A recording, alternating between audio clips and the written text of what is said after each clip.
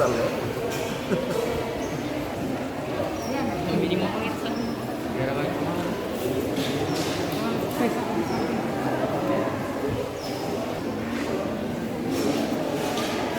Ibu ini ada fotokopi kakaknya?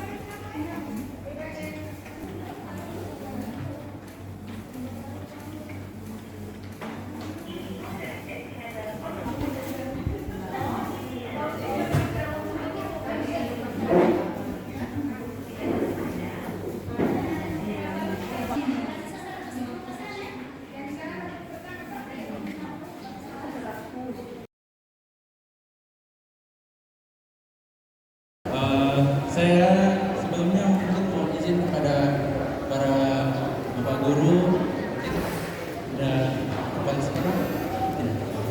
Mohon izin untuk sedikit menjelaskan kepada adik-adik dan juga kepada siapapun yang akan melakukan vaksin pada hari ini. Penyampaian saya yang pertama,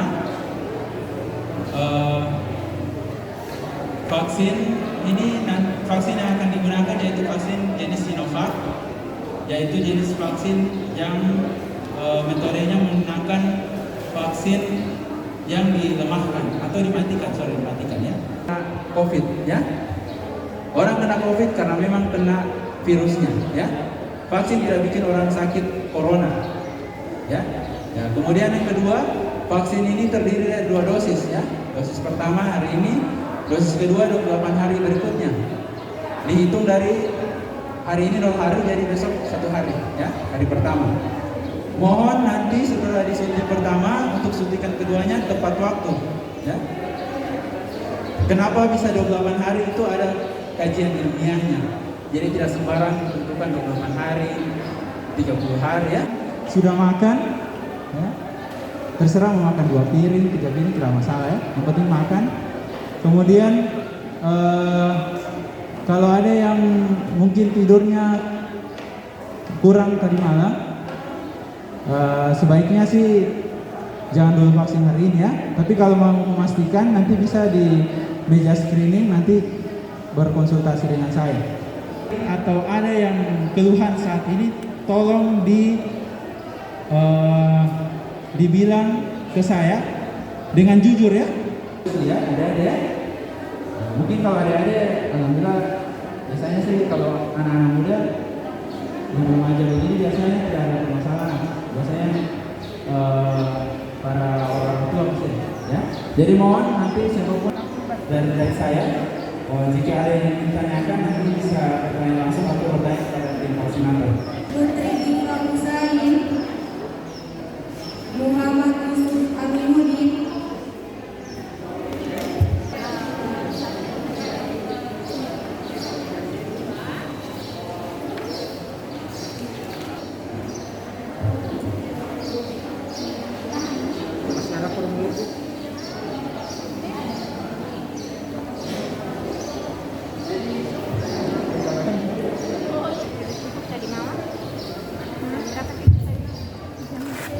Muhammad Aidil Haryanto, meja 2.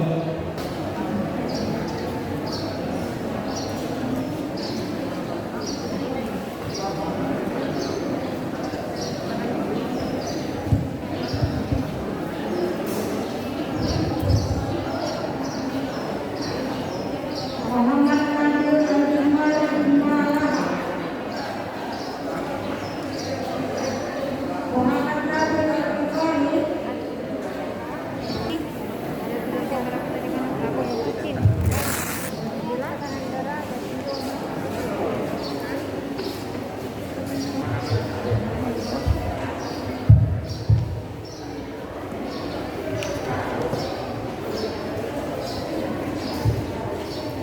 Dewa Haryanto, meja 2.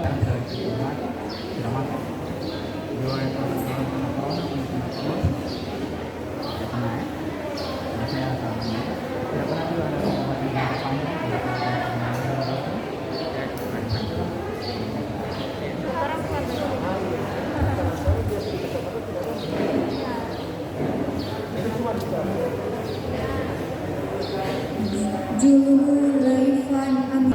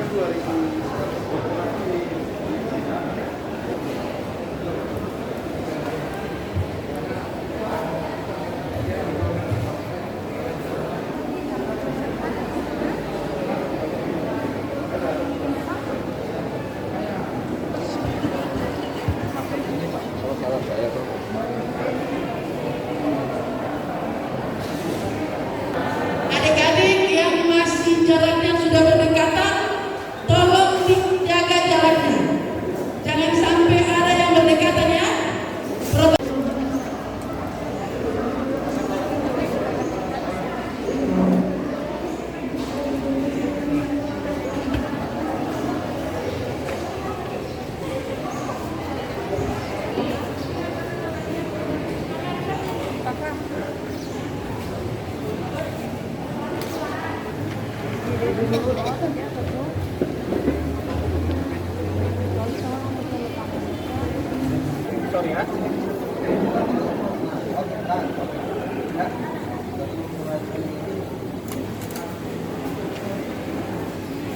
Ismail, meja 2.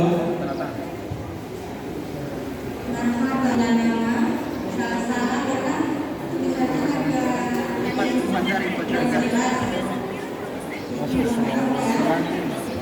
Pajarkan. Iya. Taruh. Oke. Oh, tak. Pasain tangan. Sudah.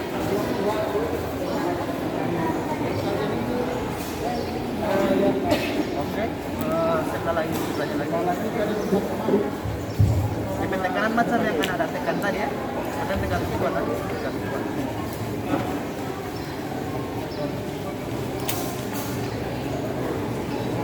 kuat. Tekan.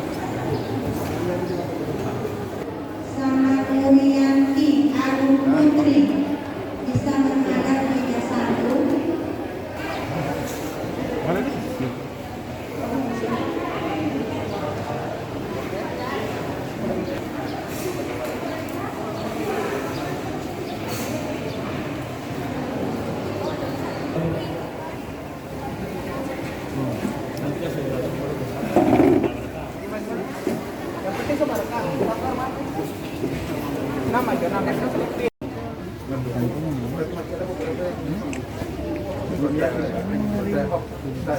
Keyakinan mereka itu apa? Karena ada TV-nya atau karena halalannya atau apuannya lebih banyak itu awalnya yang dipertanyakan itu kalau terjadi sesuatu kepada anak kan setelah divaksin siapa yang bertanggung jawab? TV kejadian dan vaksin kejadian itu kan fakta imunitas orang masih banyak ragu pikiran. Tapi alhamdulillah sudah hampir 70.000 yang kita suntik di kota. Belum pernah kejadian apa-apa. Bahkan kalau dengan dosis kedua sudah 120.000. Ada juga anak-anak yang dari sini kurang lebih sudah hampir 90 orang. Jadi yang sudah vaksin di luar. Ya.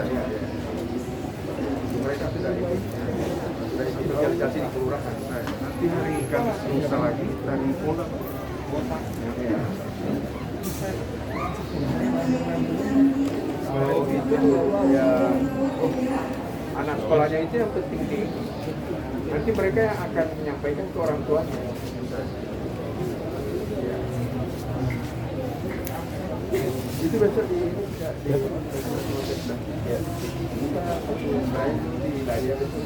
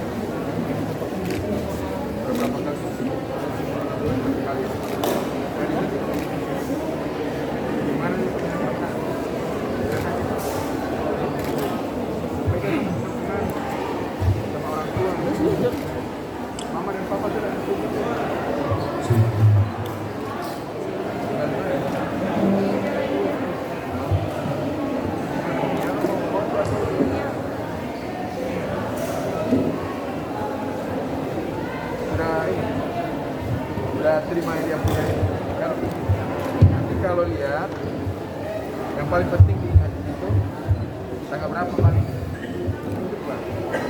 kalau mungkin karena ada di sebelumnya ada di tempat lain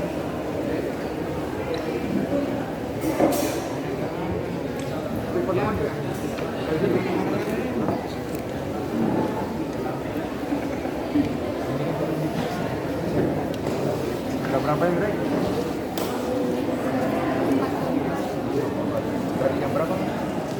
Alza Octaviani Kadir, Alza Octaviani Kadir, Alza Octaviani Kadir.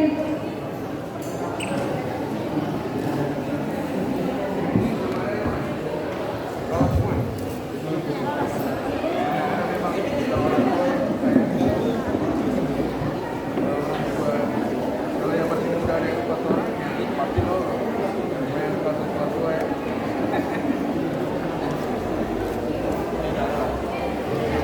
Kerja ya.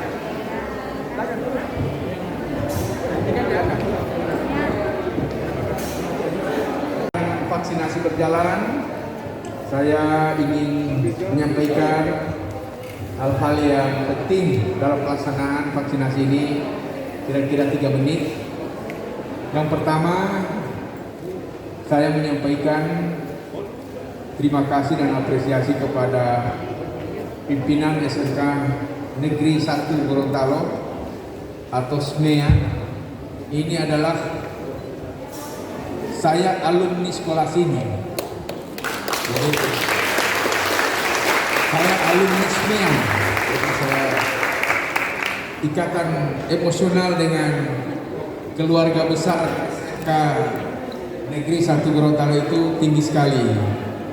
Makanya setiap ada kegiatan di sekolah ini saya pasti datang. Apalagi kegiatan vaksinasi ini merupakan program yang saat ini sedang digalakkan pemerintah mulai dari pusat, provinsi sampai ke tingkat kota Gorontalo.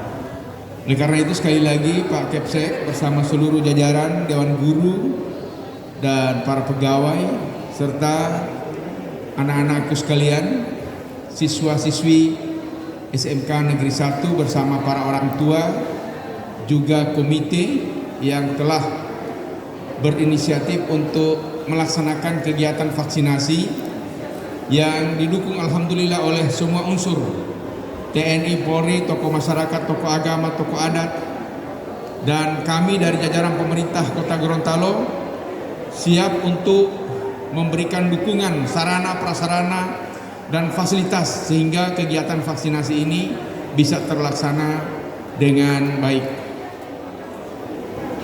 Sesuai informasi yang disampaikan kepada kami, hari ini targetnya kurang lebih 400 anak-anak siswa-siswi yang akan menerima suntikan vaksinasi, yang tentunya merupakan penyuntikan pertama karena kita harus 2 kali suntik supaya akan terbentuk dan tercipta kekebalan dalam tubuh kita.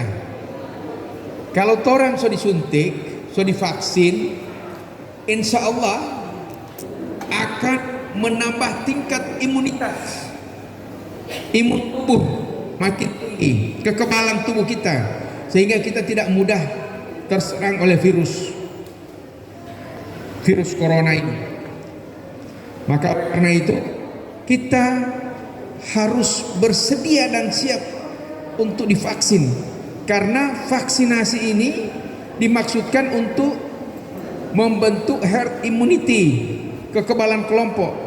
Kalau semua orang yang tinggal di Gorontalo ini sudah sebahagian besar, katakanlah 85-90%, insya Allah kekebalan kelompok itu sudah bisa terbentuk. Dan kekebalan kelompok kalau sudah terbentuk, maka masyarakat itu tidak mudah tertular oleh virus. Tetapi saudara dan adik-adikku sekalian, walaupun sudah disuntik, sudah divaksin, tetap kita jalankan protokol kesehatan. Protokol kesehatan kalau susah, maksudnya ada cuci tangan, tidak bisa keluar rumah, tidak bisa berkerumun, kurangi mobilitas, pakai masker, jaga jarak.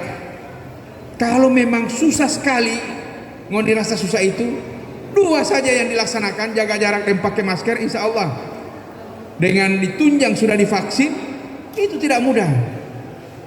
Dan saya jamin, karena ini bukan cerita tapi ilmu kedokteran, ilmu kesehatan, teori di dalam membendung dan menangkal berbagai virus itu dengan cara-cara seperti ini.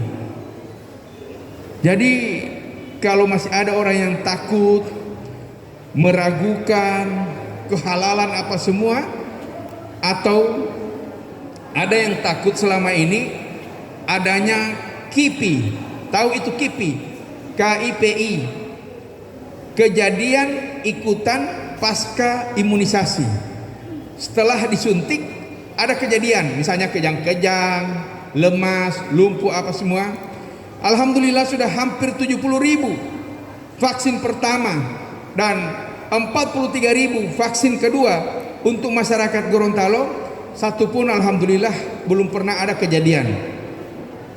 Kalau kejadian misalnya mengantuk, itu memang berarti vaksin itu bekerja. Lapar dan sebagainya, suka tidur, itu memang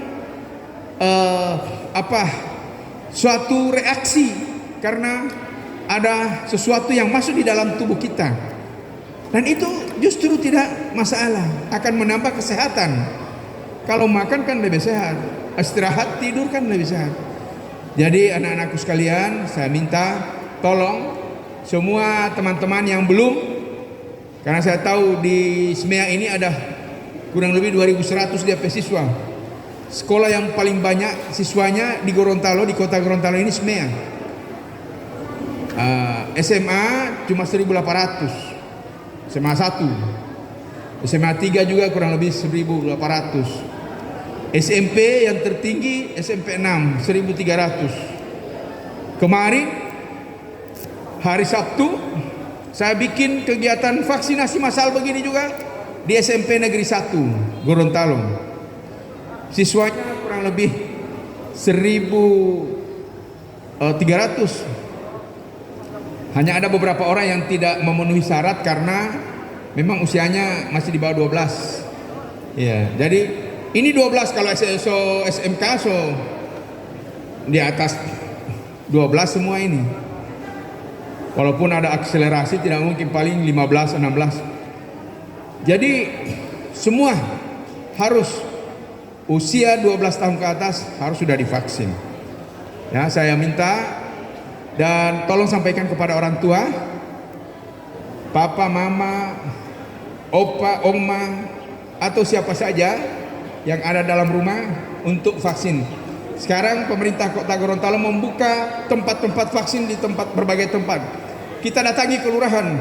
Di setiap kelurahan ada beberapa gerai, beberapa tempat kita buka sehingga memudahkan masyarakat untuk bisa datang ke tempat vaksin. Saya kira ini yang dapat saya sampaikan. Sekali lagi terima kasih pada anak-anakku sekalian, adik-adikku yang telah ikut mensukseskan pelaksanaan vaksinasi, pada Bapak Kepala Sekolah bersama seluruh jajaran Dewan Guru dan para pegawai di lingkungan SMK Negeri 1 Gorontalo. Saya ucapkan terima kasih dan apresiasinya.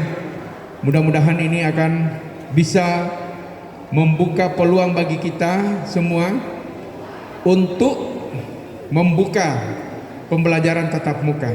Karena syaratnya guru-guru, siswa, pegawai, komite, dan orang tua siswa harus sudah divaksin, baru kita boleh buka pembelajaran tatap muka. Pasti serindu baku dapan. Kemarin ada cerita di SMP 1. So duduk baku dekat, tarik kanan, tidak baku kenal. Karena dia bilang, yang diterima 2020 kelas 1 dan kelas 2, atau kalau sekarang kelas 7 dan kelas 8, tidak baku kenal. Sedangkan kelas 7 sama-sama tidak baku kenal. Dia bilang baku itu berapa? Karena pernah ada pembelajaran tatap muka secara daring semua. Nah, sekarang dari hasil sosialisasi dan penelitian kami, pemerintah Kota Gorontalo, 97% anak-anak siswa dan orang tua siswa di semua jenjang SD, SMP maupun SMA itu menghendaki diadakannya pembelajaran tatap muka. Tapi ini syaratnya SK 4 Menteri, SKB 4 Menteri itu mempersyaratkan itu, sehingga insya Allah kami akan segera membuka pembelajaran tatap muka. Demikian juga nanti provinsi, karena ini adalah kewenangan provinsi sekarang, penyelenggaraan pendidikan tingkat atas, maka pasti provinsi juga akan membuat kebijakan untuk melaksanakan pembelajaran tatap muka, tapi dengan persyaratan semua siswa dan guru sudah divaksin. Inilah beberapa hal yang saya sampaikan. Terima kasih atas perhatian. Mohon maaf, dan kami sampaikan terima kasih kepada dokter bersama seluruh jajarannya. Ini Puskes Kota Tengah yang bertugas di tempat ini. Kami sampaikan selamat bertugas. Ini adalah tugas mulia, tugas yang penuh pengabdian suci untuk keselamatan dan kesehatan warga kita. Terima kasih. Billahi taufiq wal hidayah. Assalamualaikum warahmatullahi wabarakatuh.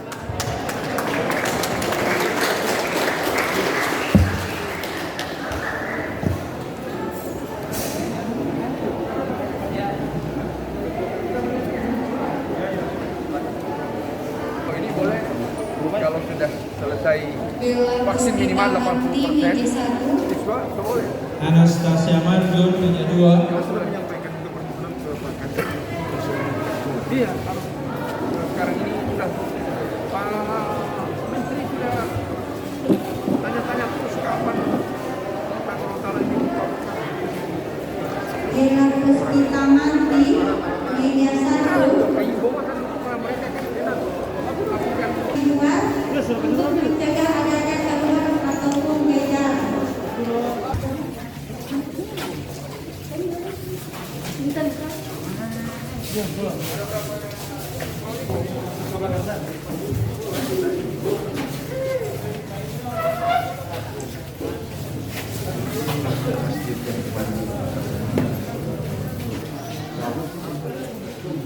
Ini ke siapa meninggal?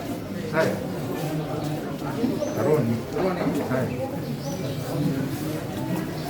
Pakai apa ya itu? Ada gula dengan maka udah sama beli. Ini koperasi. Bisnis center ya? Ya. Tapi dia hukum pariwisata.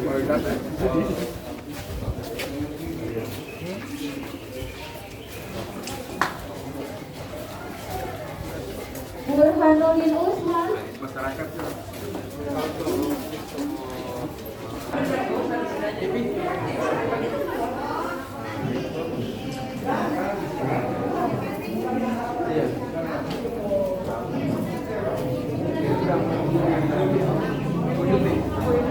sudah disuntik? Belum? Yang berapa ini? Kedua? Ibu?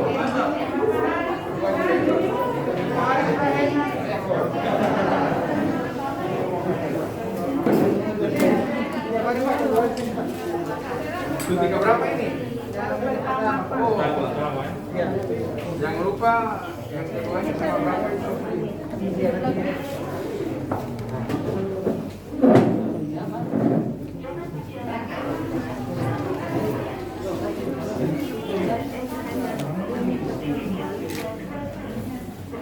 Sudah. Ragu-ragu. Tidak ada ini. Cepat ya? Langsung ada notifikasi di dalam Ibu Nelly Silameo. Ibu Nelly.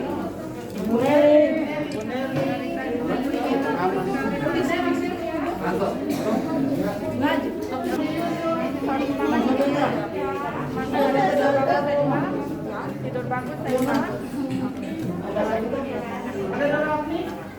Sudah.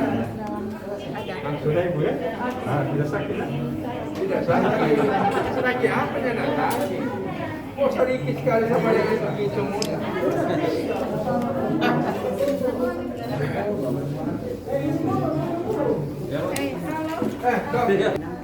Sendiri peserta kita bilang bisa divaksin tapi Rata-rata rasa antara ya? ya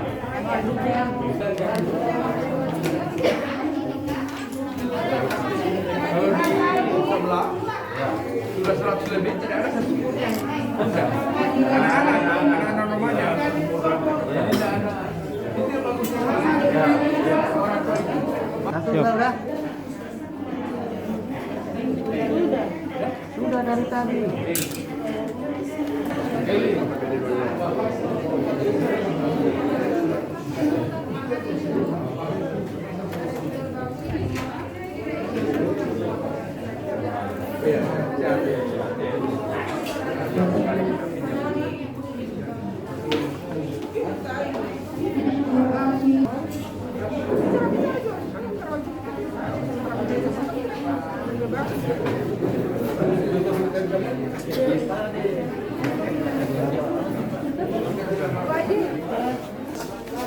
Datangkan masa.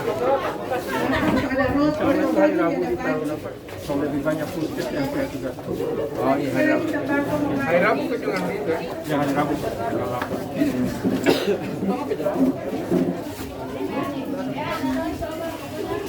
Sekolah ini so banyak yang sudah 1 tahun lebih tidak pernah dimanfaatkan sudah. So.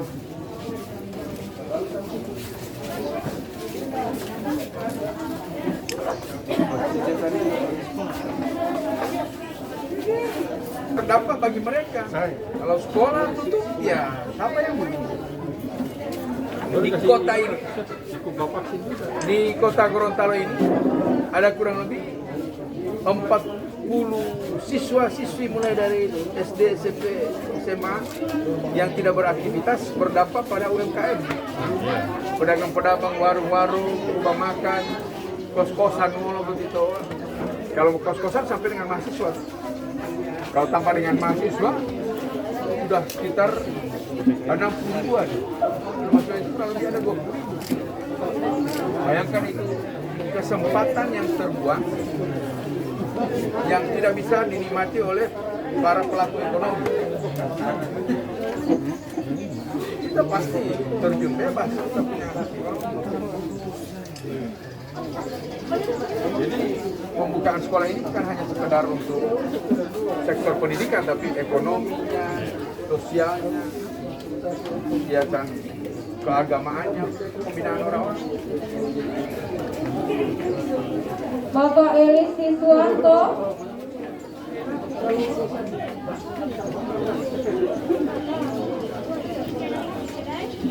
Yang hari ini Taruna jalan terus? Jalan terus Pak, di Bela Limbu ini. Bela Limbu jalan. Di masjid nanti hari Jumat ya? Tapi puskesmas semua tetap buka. Ada pelayanan. Oh ya Pak, ada edaran dari Kementerian Kesehatan untuk masyarakat umum juga sudah boleh menggunakan vaksin Moderna, tapi khusus yang suntikan pertama. Oh, kalau untuk ketiga belum bisa nakes, semua nakes. Cuma kan kalau Moderna itu perlu persiapan. Iya, karena itu ada ikutan itu, ada kejadian ikutan itu. Susah kita Vaksinnya juga kan dalam keadaan beku Pak. Jadi harus direncanakan. Jadi cairkan dulu, baru.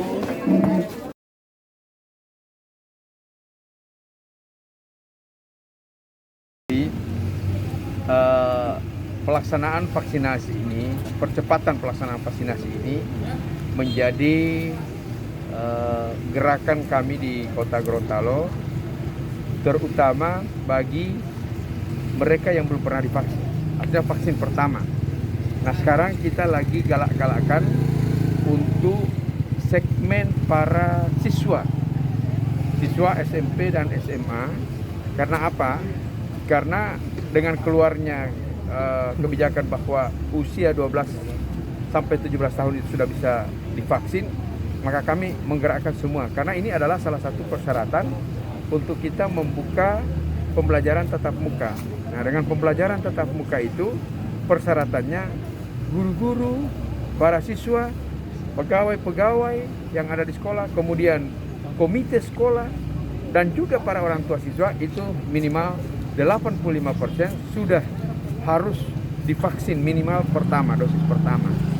Nah, memang saat ini banyak berita-berita hoax, banyak informasi-informasi yang menyesatkan, yang bisa ditangkap begitu saja oleh semua orang, terutama anak-anak siswa. Anak-anak siswa ini juga kan, mereka bilang, wah ini ada Pak Wali yang baru disuntik selumpuh, ada yang tabanting, ada yang sakit, ada yang demam, ada yang... Nah, saya bilang, kalau mau tanya informasinya, tolong tanyakan kepada sumber yang benar. Ada dinas kesehatan kita, ada puskesmas, ada dokter, ada rumah sakit, ada pemerintah. Karena tidak mungkin apa yang menjadi kebijakan pemerintah menyusahkan rakyat, apalagi mencelakakan rakyat. Apa yang menjadi harapan kami dengan adanya vaksinasi ini, maka akan terbentuk apa yang kita sebut dengan herd immunity. Kekebalan kelompok ini penting karena untuk menciptakan suatu kondisi di mana kelompok masyarakat itu tidak mudah tertular, penularannya makin terbatas karena masing-masing kita sudah punya kekebalan di dalam tubuh, imunitas kita makin tinggi sehingga terbentuk kekebalan kelompok itu tidak mudah terkena virus. Nah, ini kita lakukan. Nah, oleh karena itu bagaimana kita mengatasi berita-berita hoax, informasi-informasi yang menyesatkan, ini juga peran daripada media. Nah, kami tentunya berharap banyak kepada media massa untuk menginformasikan hal-hal yang positif dan memberitakan kepada mereka bahwa hal seperti itu tidak benar karena justru adalah yang menyesatkan dan bisa menimbulkan rasa kecemasan bagi warga. Tadi juga disampaikan oleh Pak Kepala Sekolah, masih banyak juga orang tua yang masih was-was dan ragu-ragu. Oh ini bagaimana, siapa yang bertanggung jawab bila terjadi apa-apa? KIPI, kejadian ikutan pasca imunisasi itu menjadi tanggung jawab daripada pelaksana. Dalam hal ini pemerintah, dalam hal ini bidang kesehatan. Yang jika ada terjadi sesuatu tentunya penanganannya ada prosedur, standar operasional prosedur kita sudah lakukan. Kalau dia demam apa yang kita tangani, kalau dia sakit, dia panas, kalau dia apa istilahnya flu, apa yang kita mau tangani. Itu sudah ada standar-standar pelayanan sehingga kita tidak mungkin ada sesuatu yang terjadi kemudian tidak ada solusi yang dilakukan oleh pemerintah. Jadi ya karena ini adalah program pemerintah, ya bertanggung jawab adalah pemerintah. Karena vaksinasi ini sangat penting. Tetapi juga saya selalu mengatakan walaupun sudah divaksin, kita juga tetap prokes, protokol kesehatan, pakai masker. Masker ini yang paling penting, jaga jarak, kemudian selalu bersih, kemudian kurangi kerumunan apa semua. Kalau itu kita lakukan, insya Allah kita akan lepas dari pandemi ini. Dan ini juga sudah ada ancang-ancang pemerintah ini menjadi endemi. Jadi sama dengan flu ini nanti. Orang berflu minum sana obat sudah selesai. Ya, nah.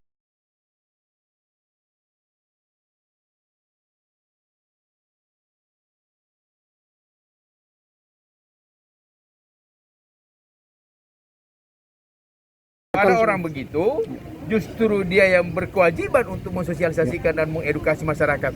Justru dia yang memprovokasi masyarakat, tentunya akan ditindaki. Pasti akan dipunishment, akan diberikan sanksi.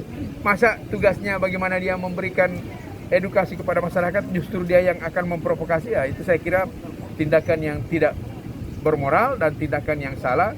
Dan kalau benar ada orang seperti itu, pasti kita akan tindaki dan kita berikan punishment.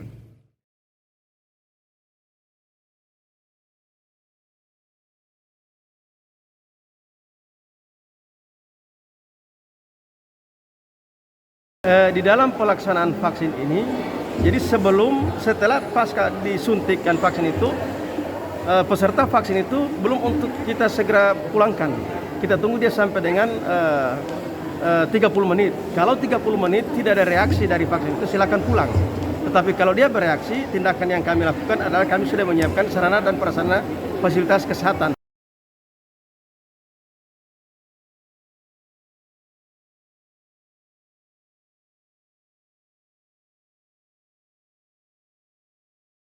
Ya, kita ini kan kerjasama di semua stakeholder, termasuk standby para medis yang ada di setiap puskes, kemudian termasuk mobil ambulans, kemudian bantuan dari ambulans kelurahan, yaitu berupa bentor-bentor disediakan oleh para lurah. Semua itu kita sediakan. Ketika mereka sampai di rumah 2-3 hari sebagaimana yang Bapak sampaikan tadi, 2-3 hari baru terjadi efek.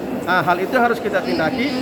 Minimal kita berikan mereka nomor telepon untuk segera menghubungi pihak kesehatan dan kita jemput mereka, kita antar ke rumah sakit atau puskesmas terdekat.